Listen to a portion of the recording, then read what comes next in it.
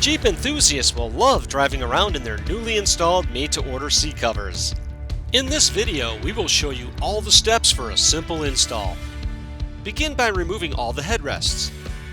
Then, starting with the front bucket seats, stretch the backrest cover over the seat.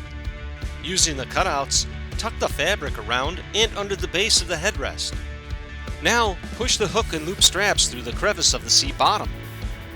From the rear and under the seat, secure the straps using the hook and loop adhesive sides. Then, unfold the seat cover and fasten it to the seat with the hook and loop closure. Next, stretch the seat cover bottom over the seat and around the seat controls. Now, push the straps through the crevice to the back side. Grab the straps and stretch them underneath the seat bottom. Connect them together under the seat to secure the covers. Next, stretch the rear seat bottom cover over the seat. Then push the straps through the crevice to the back side. Then grab the straps and stretch them underneath the seat bottom. Connect them together under the seat to secure the covers. Now, stretch the fabric over each section of the rear backrest.